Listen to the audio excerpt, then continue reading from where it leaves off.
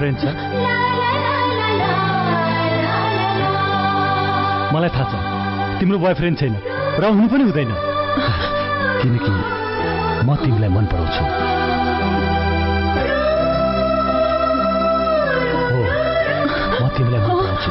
हैन, मलाई ढिलो भइसक्यो, म जान्छु।